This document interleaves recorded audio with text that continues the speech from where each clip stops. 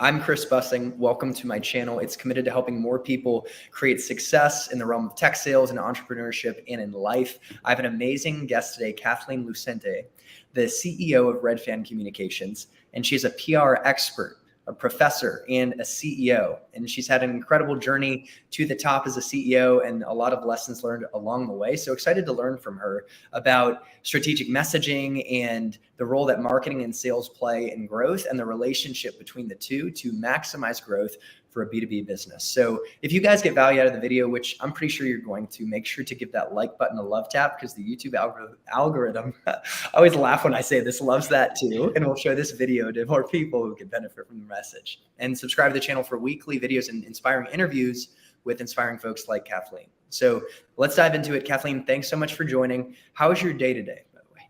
Chris, first, thanks for inviting me onto your show. I'm excited to be here. I'm energized. It's been a busy day, started early, and just been excited to talk to so many different CMOs and CEOs today and hear what's on their mind, what they're trying to get done for the summer leading into the fall. Yeah, that's actually sparks a question that I didn't expect to ask, but what have you noticed overall has been top of mind for CEOs and CMOs within the realm of what you're talking to them about? Right now, I think the summer is an interesting time for CEOs and CMOs to start thinking about, what do they need to be hitting hard in September? And a lot of planning goes into that, and working with their sales team to look at what's going on with their numbers, what's working, what's not working, if there's new products that need to get introduced, do they have everything that they need, and the competitive analysis and research that needs to happen, so they're aware of the best time to actually properly launch and have everything lined up. It seems like timing is everything with sales and funding rounds and key milestones that face a business. What are your thoughts on, I guess, the maximizing pivotal inflection points in a business? Like how much preparation goes into, for example, preparing for to announce a new funding round? That's good. Actually, it's interesting. I've had everything from companies coming to me saying they plan to do a SPAC in the fall, which is a really fast way of going public. That means a ton needs to get done. It's almost like taking 12 months and condensing it into 3 months. That's usually a really heavy lift, but very exciting. Everything external with key stakeholders as well as internal communications with employees. So that's a big one. The other thing is I'm starting to finally hear about IPOs in the distant, future. So I'm seeing tech companies start to call us and say, hey, my CEO is telling us that we want to go public in 12 to 18 months. What do we need to do to build thought leadership? Maybe their CEO or CTO hasn't really been spending a lot of time in the press and hasn't built that credibility in the public forum as much as they have with customers. And so that's something that we're starting to see. So those timelines are different, but it's exciting the amount of work that needs to happen and that at least the right conversations are happening and they're starting to think about it and make sure they're locking in the right partners early on, for sure. So did you ever dream that you would be a CEO? And I just wanted to hear kind of about your journey, because that's pretty incredible that you did it. And there's still more to do and build, but like what drew you to PR, first of all? What's your journey ultimately to get to becoming a CEO? And I will say, I know that's a loaded question and you could take that many seconds, but over to you. It's an interesting journey, and I love telling it, especially to young professionals who, or students even, because a lot of people, they grow up and they think they know exactly what they want to be. I would say growing up, I didn't know exactly what I wanted to be. I wound up becoming an English major. I wound up becoming a high-tech journalist up in the Boston area, launched the first biotech magazine, and then started writing for really nerdy tech publications, writing about routers and microprocessors and talking to Gartner and Forrester and using them as resources and having PR people come to me and pitch me as a journalist. And as I sat in that seat, I started to think, I'm never going to become an engineer, but I am very interested in the narrative and storyline and how that can be done extremely well to project the right image for a company and to support sales and growth. And so I had the benefit of working at Cunningham Communication in the Cambridge, Massachusetts area as my first job in PR.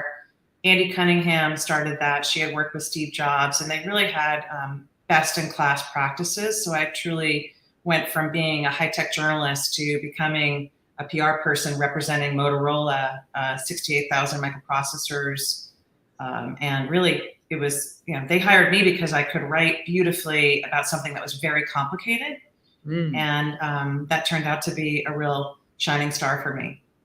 So what a skill set to be able to take something very complex and write beautifully about it and have people understand, what you're talking about and what this complex thing actually means and why it matters. So could you peel back the onion of what goes into that process of taking something complex and writing something beautiful and impactful? It depends on what you're trying to do. So if it's a company, right, which a lot of times right now in my role, owning a PR firm, I have companies come and say, hey, we want to launch, or we're about to rebrand.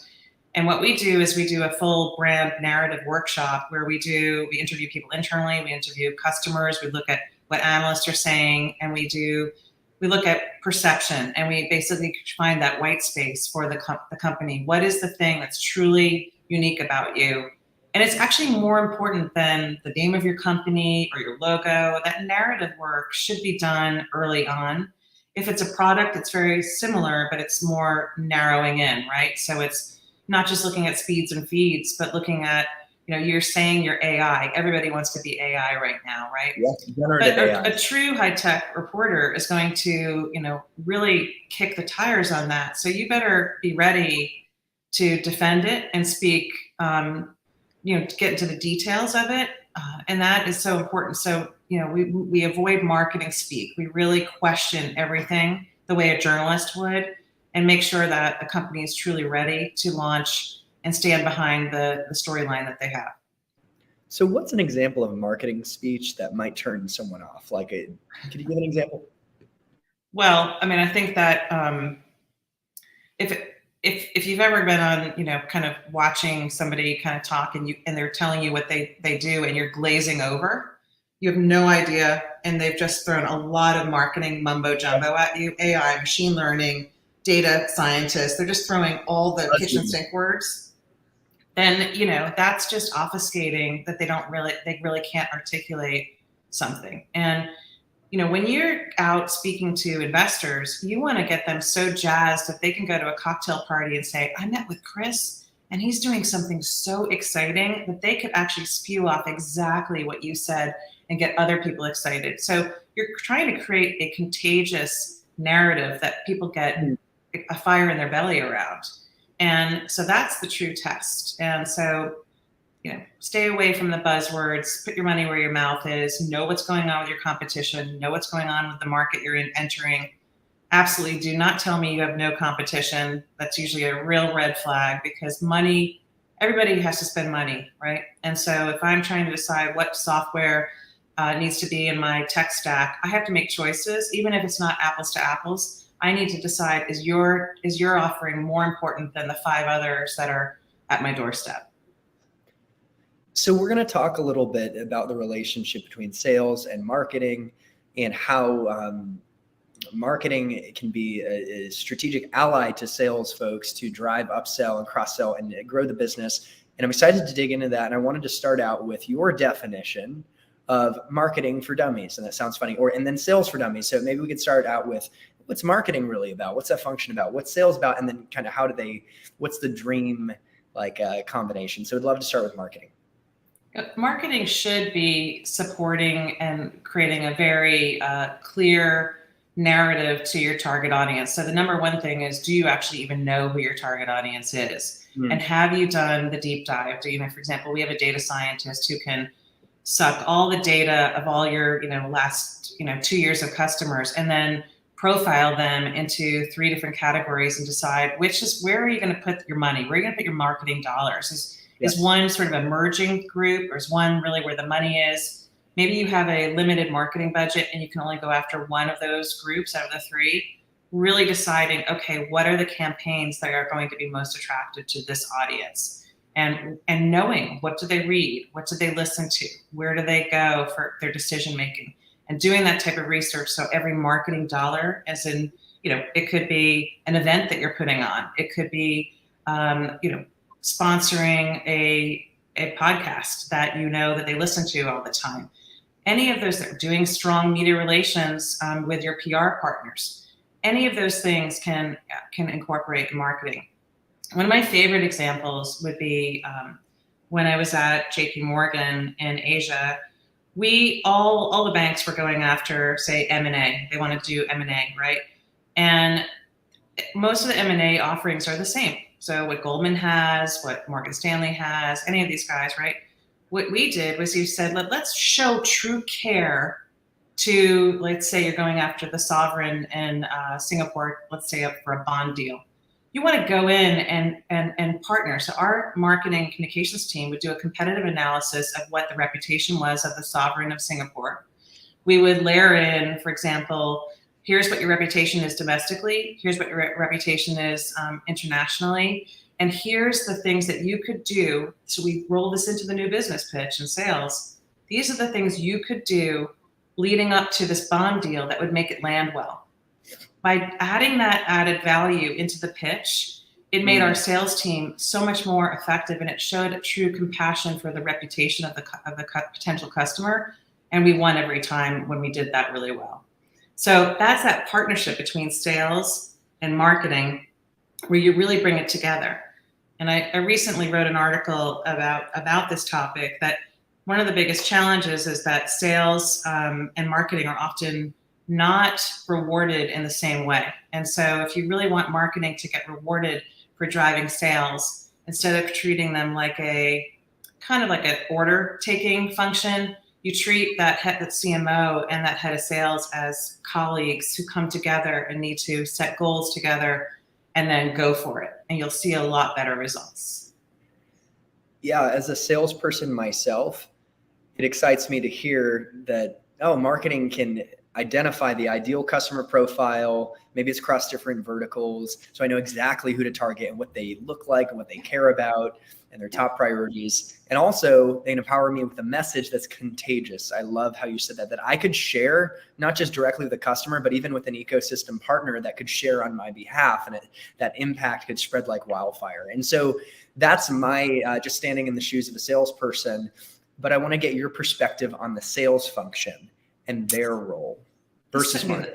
Yeah, the sales function. I mean, you have a head of sales who probably has an entire team of people, and hopefully that head of sales also has that data, right? That data on the target customer, has put together an entire year plan on, we're going to these conferences, we're going to be doing a lot of business development, right? So it's not, it takes a B2B sales, for example, takes a long time. So you have to get a lot of conversations going, and recognizing and tracking those conversations, and making sure that you're also supplying valuable content to those target audiences in ways that is not just about your product all the time. So that's where that partnership, I feel, happens quite a bit. Sales teams are, really need air cover a lot of the times. You're calling a cold call. If nobody knows who your company is and there's no reputation, you're kind of hanging in the wind, right? So that's why using your marketing and your PR department really effectively, and having a good relationship and understanding targets matters. I have a great example, Chris. I was thinking about when I was at IBM,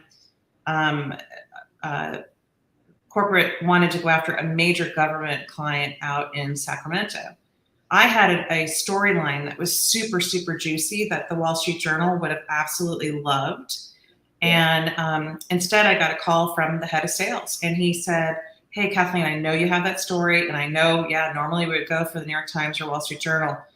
If we could get this story in the Sacramento Bee the week that we're doing this pitch, and our client opens the Sacramento Bee that week and reads this article about this, it would be a huge, huge win." So I sacrificed the Wall Street Journal and the New York Times, and I took all that energy and customized that story for the Sacramento Bee, and they won the deal. Wow. So, what a great example.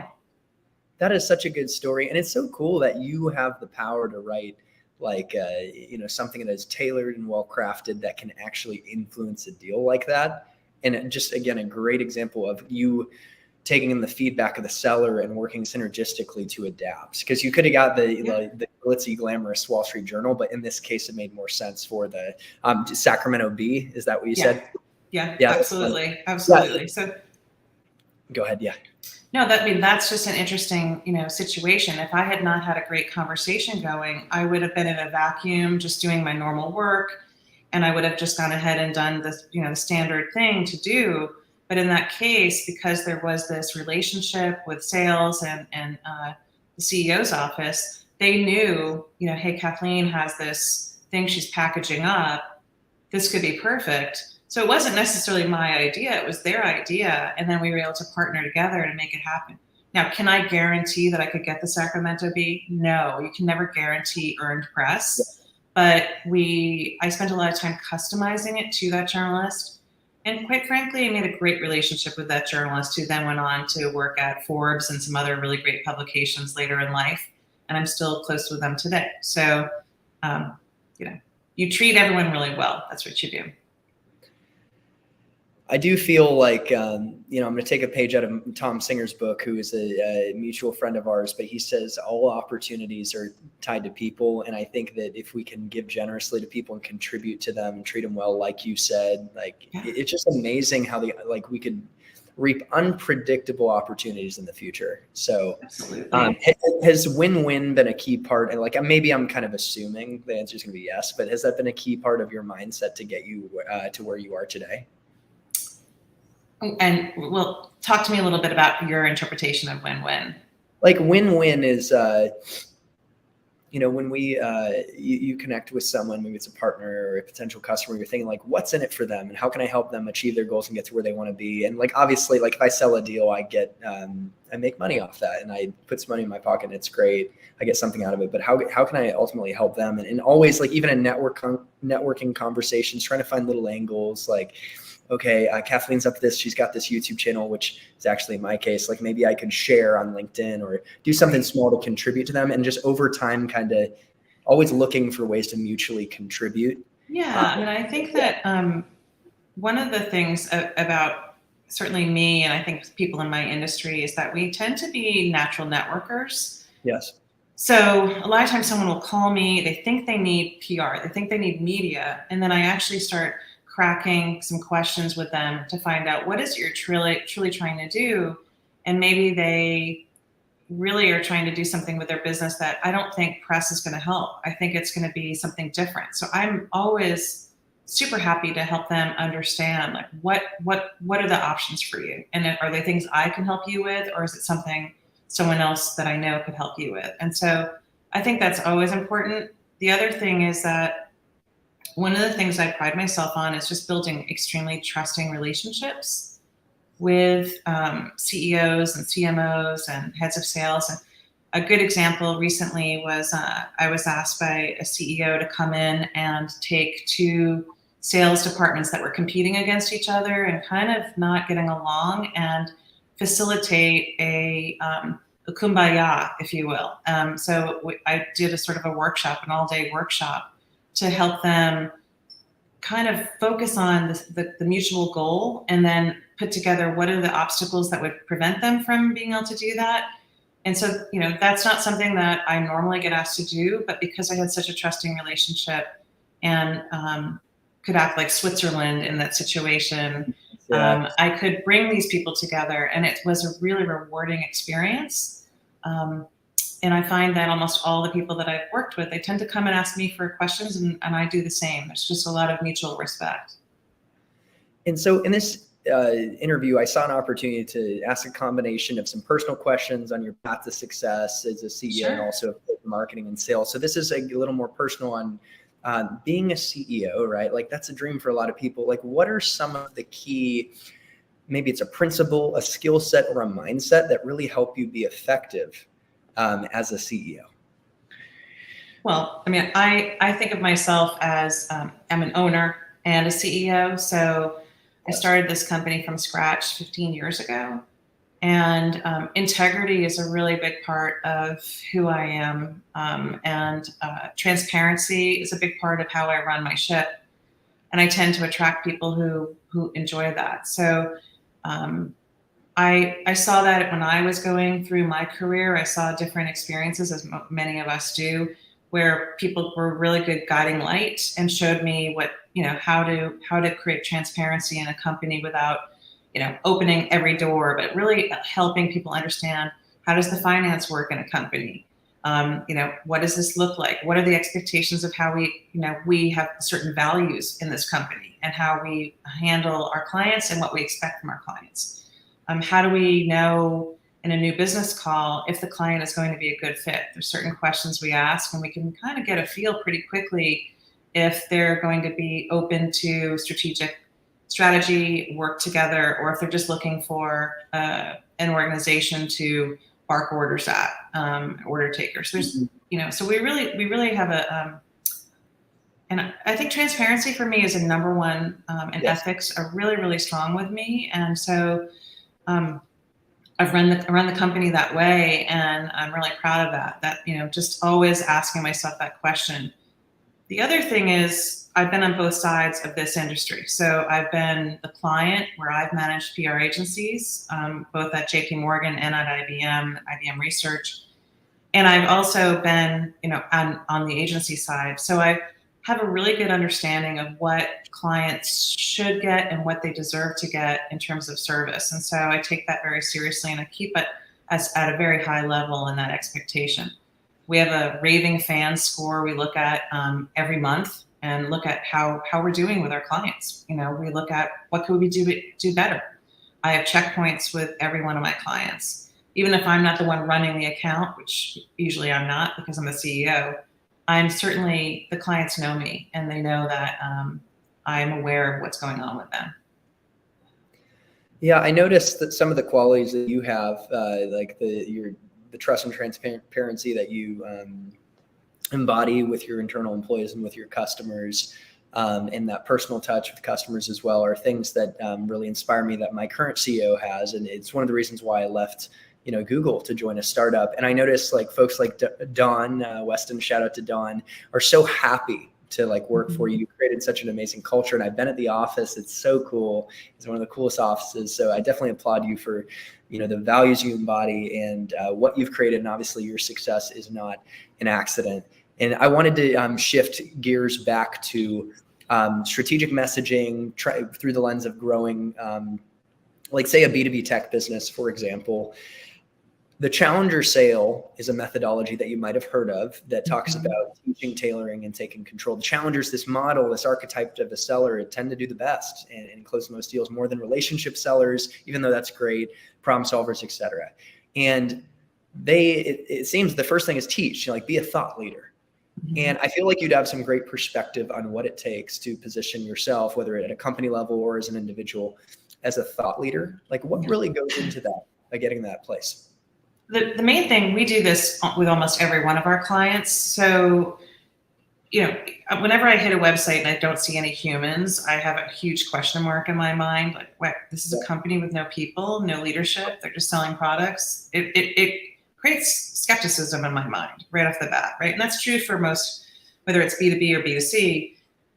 We want to buy into a narrative. We want to buy into a storyline, and we do want to have somebody who is aware of our pain points if we're a customer, right? And so thought leadership a lot of times is not, it's sitting down with the spokespeople at a company and also dividing that out. So, having a CTO who may be talking about what are the major pain points that they know their customers are facing. And so when we interview customers, we start to also talk to the sales team and say, what are the major obstacles you run into that get people to say no? And let's dig into that. Let's challenge that. Let's find out why, and let's start writing thought leadership pieces, or go on the speaker circuit, or be at conferences and be on panels. And so a real thought leader is somebody who doubles down on that. They really should be getting paid to be a thought leader, because they're out there spending a lot of time. They're writing byline articles. They might have their own podcast. They're doing speaking engagements, and they're doing it with the purpose of informing the client that, here's the many options and here's some new ways of thinking. They may also have a contrarian point of view. Some of the strongest thought leaders have contrarian points of view that really get people scratching their head going, maybe I should rethink my decisions. I want to make sure that I'm looking at things a little bit more smoothly. And so that takes effort. It's not a one-time thing. It takes really an engine. A great example too, I'll have CEOs say, I want to be on Forbes or I want to be somewhere, but they don't have a Twitter channel. They don't have a really strong LinkedIn channel. They don't have, and so, any of those publications are going to go look and say, like, this person doesn't have a point of view. So you really have to build it up over time and make sure you build up your channels to really show that you have thought leadership, that you have points of view. And then eventually you start getting asked to be on, podcasts and interviews and things of that nature, right? So, or paid speaking gigs even, right? So it's a big deal to recognize that word thought leadership gets thrown around a lot, but unfortunately, a lot of people don't understand that it takes a true, consistent effort. Literally, how often are you speaking to people? How often are you willing to do brown bag lunches even internally? And you really have to do it internally as well. You can't just do it externally. You have to, your own employees need to feel like they're hearing from you too, not just seeing you on podcasts or in the press. Because they're going to be your biggest champions. And if they don't feel like you're giving them time, you're only spending time with important people, they're going to feel undervalued and not buy into your thought leadership as well.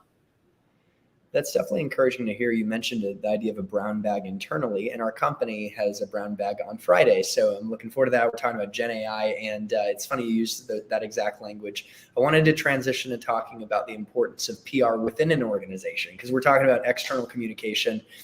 Why does that internal communication matter? What are some good strategies? And I know it's super high level, but take it away. Internal communications has increased as one of the most important areas that we're seeing right now.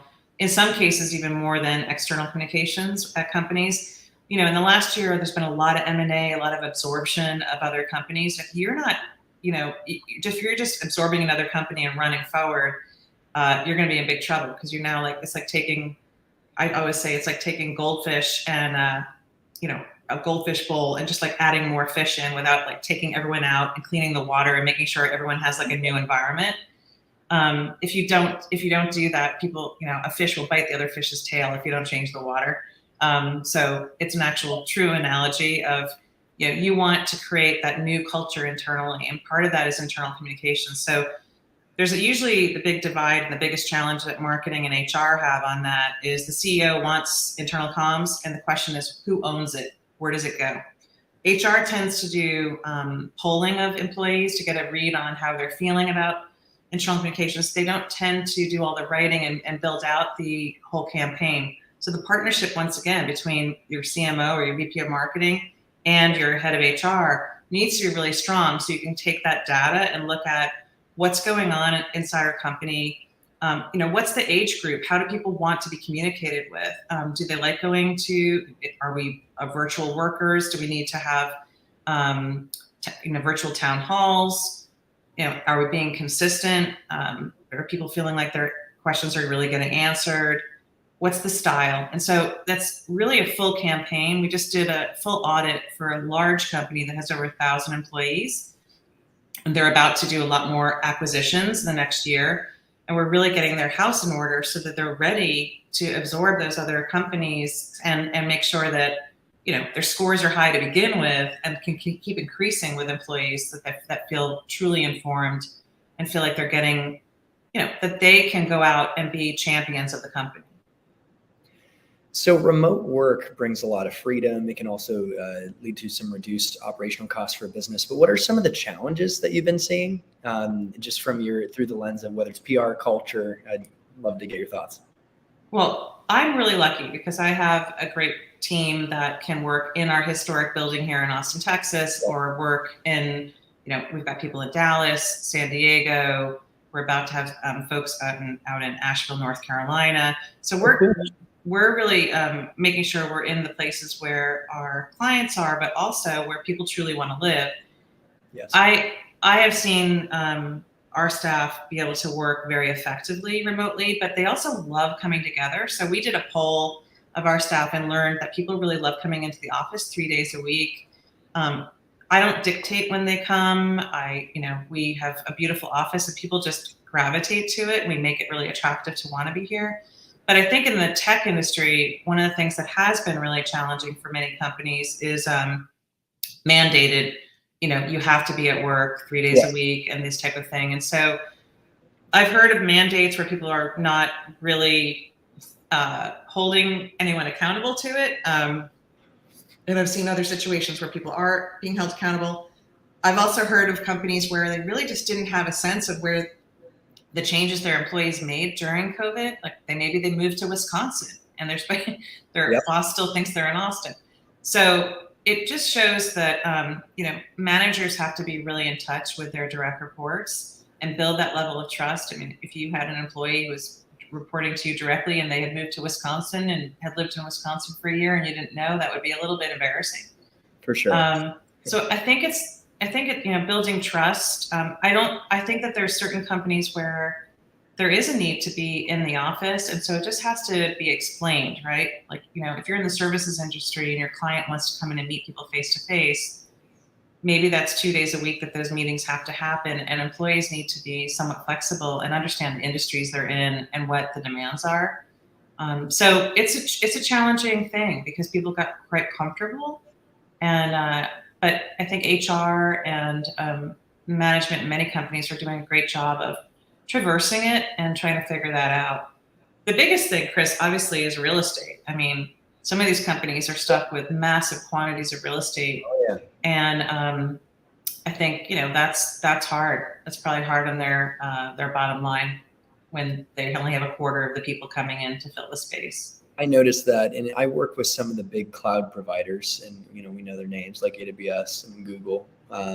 And I noticed some challenges. Even I've been going in their office quite a bit, and they're great offices, but getting folks to want to come back in and just finding that balance. And like you said, there is a big real estate investment, and if it's being underutilized, that's going to be scrutinized. So definitely insightful, and glad to hear at Redfin, you guys really do have that flexibility and trust that people are getting stuff done. They're by the customers, but also really choose to come in the office. And again, I've been in that office. It was a pleasure to be there, and I'd like to come back at some point. Absolutely. Well, every November we have our Friendsgiving party, and we have a huge chef that makes paella, and we have a wine expert. And I'll tell you, our partners, our customers, our staff, everybody just loves coming together. And some of the connections that are happening at in-person events right now are really exciting to see again. I think there's a little bit of a fire in the belly around selectively picking some smart events to be at. And I look forward to that this fall again. I mean, it's hot right now, but I was just at, ATC's event at a gorgeous office out in Westlake. And it was inspiring to see the work environment people are in. And people are making smart decisions about their real estate, making smarter decisions about how they're using their real estate for entertaining clients and just bringing people together. And I think the creativity comes from that too. Yeah, it's so fun to get good people together, having conversations. You just don't know what unpredictable opportunities might come from it, or it could be a business opportunity or just a great conversation. Like I got to learn more about your story talking in person at the Redfin office. I wanted to ask you about the importance of in-person events when it comes to growing a business, because what I've seen is that it can create a lot of intimacy with the community, and you can really build connections. So what are your thoughts about even an in-person event strategy for growing a company?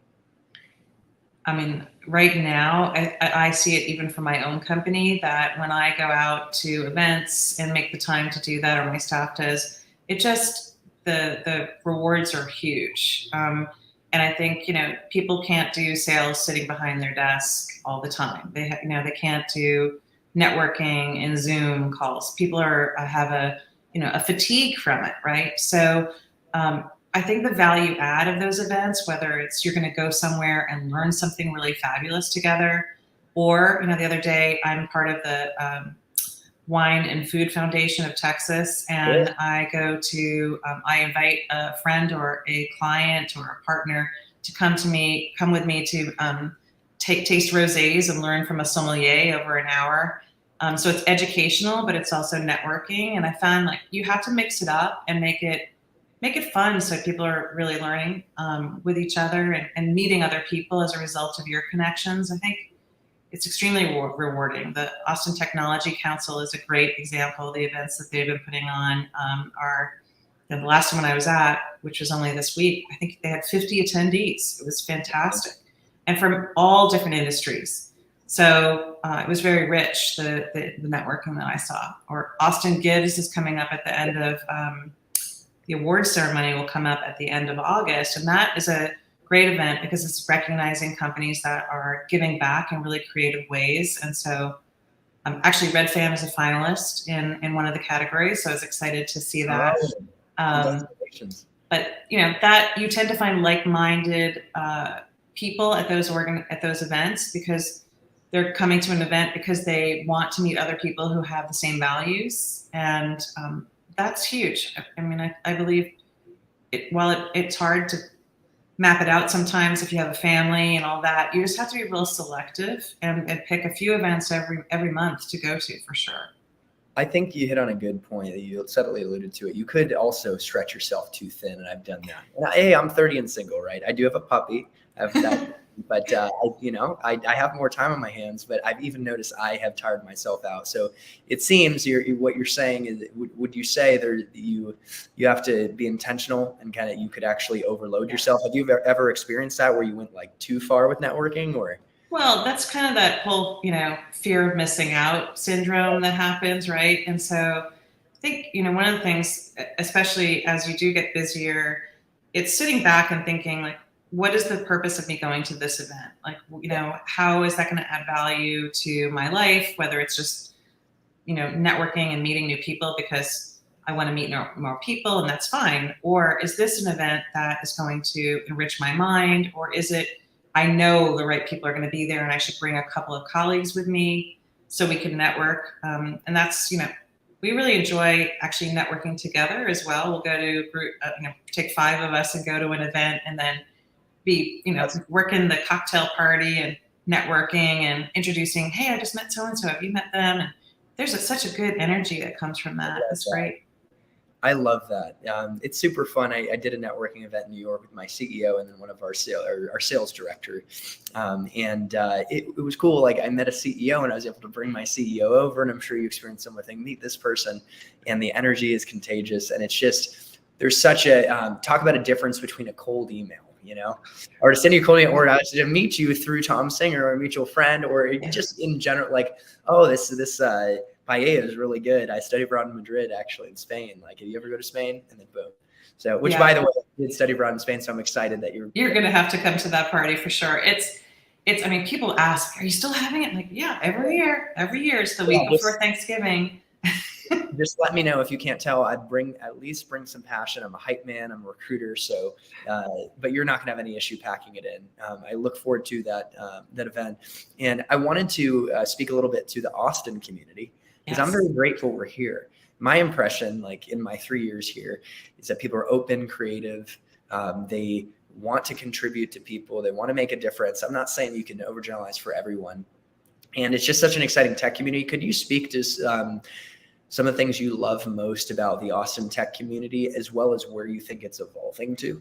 Yeah, absolutely, Chris. I mean, one of the greatest things about, and I've been coming to Austin since my 20s. So I started coming down to Austin in my 20s when the skyline looked very, very different. In fact, the Four Seasons was the only hotel downtown. So I don't know, it's probably hard for you to picture that. But so, back then, the semiconductor industry was, really, really huge. And it's very exciting to see the resurgence of it and just it growing and some real creativity there. I see with the hospitals here and the medical school, a lot of health tech coming up, and even moving from places like Houston, San Diego, people coming and really just saying, the pool of talent in this market and the opportunity to beta test things is huge. And so it's really, really attractive in that way. Right now I'm seeing, everything from fintech is still really strong here, insurance tech, cybersecurity is really strong, biotech is starting to really take off. So some like fresh industry excitement that I wasn't seeing as much. Construction tech was already a really strong here, and we're seeing that. We're obviously the 3D printing part of it, but also a lot of SaaS and payment platforms are really coming up big here. And then on top of that, you're seeing private equity and VCs from both coasts opening offices here and realizing, hey, I want to be actually present there.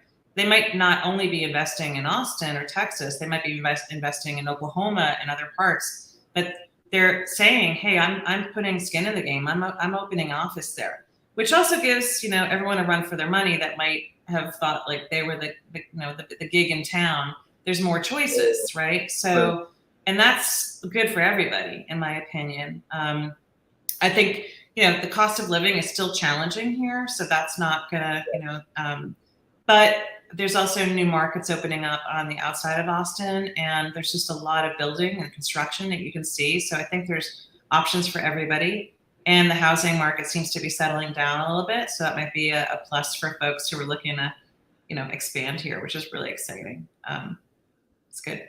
Talk about some great PR for Austin, and really well put. And you got me excited thinking about all these like little subcategories of SaaS that are booming, whether it's tech or construction tech. I think of Procore. I just met a friend who is engineering manager for Procore.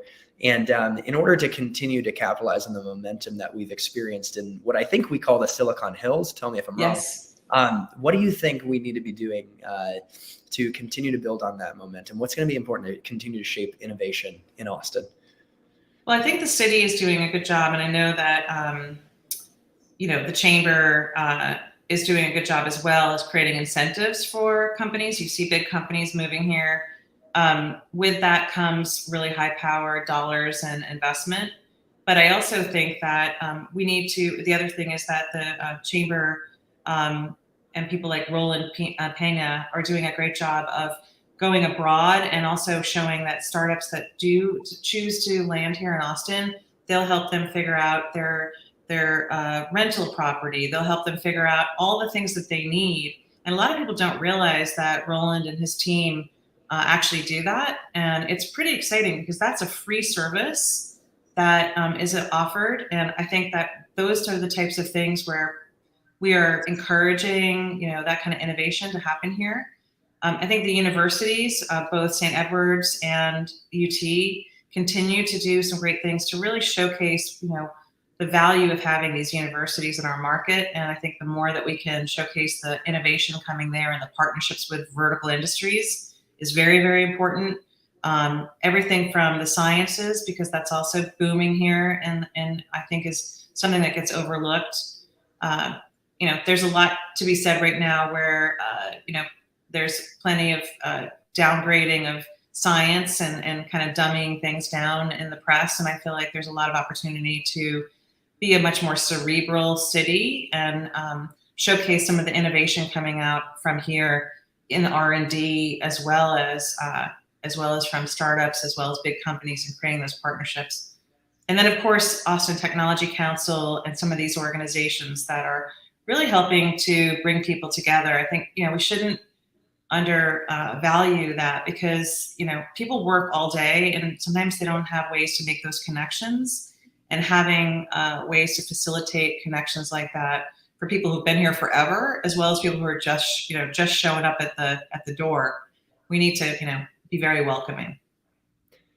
Yeah, and I really do think this is a welcoming place, and obviously it's just amazing how many new people show up every month. If you've lived here for like a year, it's almost like dog years. It's a big deal, so exciting to see it evolve, right? We were on a list of like best places to live. Of course, the price bumped up, which happens, and so that can impact things. But there's so many great job opportunities, like you said, with SaaS companies and big tech, and just so very insightful what you shared, and just overall like what we can be doing and what we are doing in Austin to keep innovating and being a shining light in this country. I have a couple more questions for you as we wrap up. We're almost there, and this has been so fun. Thank you for the people who have showed up live, for your time and attention. Obviously, I've been learning a lot from you, Kathleen, and I know the folks out there have been as well. So you give that like button a love tap, as I said before, so more people could benefit from the message. I wanted to ask about personal branding. And I don't know that I necessarily prepared you for this question, but I feel like you could run with it. How can we apply maybe the concepts of PR and strategic messaging, just your domain expertise, to maybe someone early in their career that is looking to grow their personal brand and develop in their career? And take this wherever you want, but I thought I'd float that question out to you. I mean, personal branding is super, super important. I mean, I've been mentoring people, my whole career. And a lot of times I sit down with people and say, how do you want to be viewed? What is the impression you want people to have of you? And then let's kind of set that in motion, and then think about what are the things that you need to do in your personal life and your professional life to establish that personal brand. And so, whether you are choosing to be on a board, a nonprofit board, or be on a committee with the Mayor's Council, or, establishing kind of what your expertise is without overstepping. And I think that's really important. So, you've got your LinkedIn, you may have your own podcast, you may choose to network with people outside of your company is really important. I mean, I think having a network of people who you're able to sit down with and have almost like of counsel to you, experts that can sit down and talk to you about your career that aren't your boss, right? Like where you can be a little bit more vulnerable. I think that's super, super important. As a CEO, I always feel that, being a CEO, most people don't realize it's a pretty lonely place at times, right? Because you're supposed to be the smartest, guy or gal in the room a lot of the times. And being vulnerable and showing that you don't know and that you're surrounding yourself with, smart people is also really important. And that's true at every stage in your career.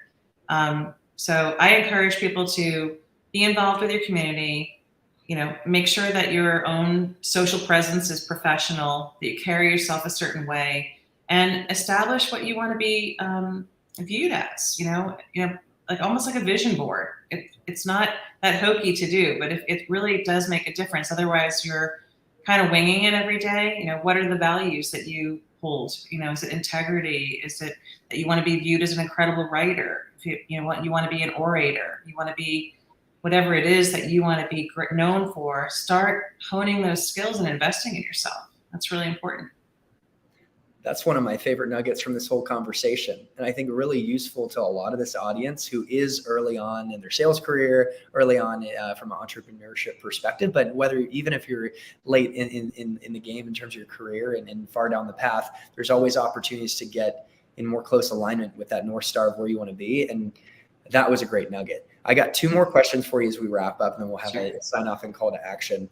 I wanted to ask you about Red Fan communication. Like we haven't formally talked about, like, what are you guys all about? If I'm a CEO or a CMO, could be at a startup, could be at an enterprise, and I'm coming to you, I'd love to know, what is Red Fan all about?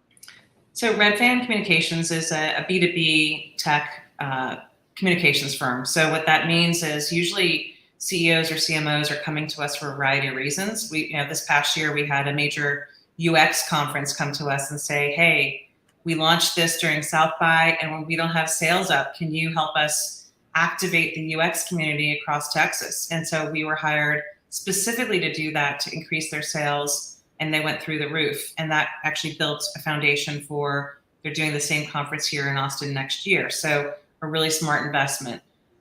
We have, companies come to us who say, hey, I want to expand into 5 new markets. We help them understand, well, let's talk about your customer. Let's use our data scientists to really drill down so every dollar will be visible and smart, as opposed to throwing darts, right? And then we've got companies that come to us and say, hey, we know that we're a 300-person company and we're planning on being at 650 by X, and we need you to help us get the PR, the awards, the speaking engagements, investor relations, and the full gamut of corporate communications. Can you help us with that, and as well as our narrative? And we can do all of those things, including analyst relations. So it really, we'll work with startups. Usually they do need to be funded, of course, because there is a cost to working with us. But we love placing bets on early stage companies and helping them advance and avoid the mistakes that they could make if they don't have a true counselor to them. It's real important to have the right guidance early on. So I value that. I'm part of Mass Challenge. I love, being a guide to many companies and a judge there. I've been doing that for over 7 years. So Wow. I just love doing that. It's, something I enjoy a lot. Talk about the value of having you as a trusted advisor along with your team, and just appreciate that you operate from a place of trust and transparency and other orientation. You want these customers, these startups to be successful, these tech companies to succeed in what they're doing. Do you have a sweet spot customer? Because I know you can work with the early stage. They do need to have some budget because you're not free. But what's your sweet spot? We're usually focusing on, I would say, companies that they've handled their B series, or we're helping them handle their B series, and we're moving up from there. Traditionally, these are companies that have a marketing person in-house that is our liaison, or a marketing manager. Doesn't always have to be a CMO. I mean, maybe they're not there yet, but we have clients that have grown with us, 5, 7, 10 years. And so traditionally we look at fintech, insurance tech, SaaS. We look at, we're really experts in supply chain. We've probably hit every capacity of that. And right now we also do a lot in the cannabis space, in the medical cannabis space. We represent Texas Original, which we're really proud of, and work with the lobbyist team on that to help change laws and help people have that as a medication as needed. So we get hired because we're good at what we do, but we tend to, everything is a relationship, right? So, when you're interviewing a marketing company, a PR company, an investor relations company, a law firm, you want the best in that industry to have that experience, but you also want to make sure the chemistry is really good. And so we're really proud of that, having sort of the A team in those industries. So this channel at its core is about helping people sell more and maybe throw in marketing more, being successful as an entrepreneur, and live more. And I wanted to throw a last question your way that speaks to what does living fully look like to you? And it's such a broad question, but what does that mean to you, to live a full, amazing life? So Chris, I'm a lucky lady. So I have lived all over the world, and I'm married. I have 2 beautiful teenagers who are getting ready to go to college. So I'm getting to go check out where they're going. I make sure I have date night every week with my husband. We've been doing that since my kids were toddlers, so that we keep our relationship rock solid. And I love travel. The 2 of us both love travel. We love introducing our kids to travel as well, and exploring with them. Working in an environment that is joyous and that I enjoy coming to work every day and solving people's problems is also living part of a full life, because I have lived in environments where you worked almost around the clock and you had to sit back and go, you know what, having this many air miles is probably not living a joyous life just because you're bragging about how many hours you're at work. I love being efficient, effective, and high impact in my personal life and my work, and working out as well, and all those things. It's just a joy to make sure you have good balance in your life and that you're enjoying every aspect of it. And if you're not, you need to sit back and question it and make changes. Cheers to us all being more efficient, effective, and high impact, and finding balance and building amazing relationships. What a great perspective to end on. What a great note to end on. Guys, I want to encourage you to connect with Kathleen on LinkedIn. Make sure to follow her. She puts out good content, and she's just a great person to be connected with. Check out Red Fan Communications on their website and LinkedIn, which is linked in this video. And Kathleen, any other final calls to action before we sign off on this? I'm having free office hours every month, so check that out. Wow. So that is something you can sign up for. I look forward to working with anyone who needs some additional help. Yeah, perfect. And if you're in Austin, obviously that's great. You can check out her Red Fan's amazing office. Otherwise, virtually, I really encourage you to connect with Kathleen. You're going to at least come away with encouragement like I did and we all did today. So Kathleen, thank you for your time. Thank you for what you shared with us. Thank you to the folks who showed up live, and for the people who see this video in the future as it floats out in the evergreen YouTube. To your success, guys, in tech sales and in life. happy selling and happy living, and I'll see you in the next one. Thanks so much.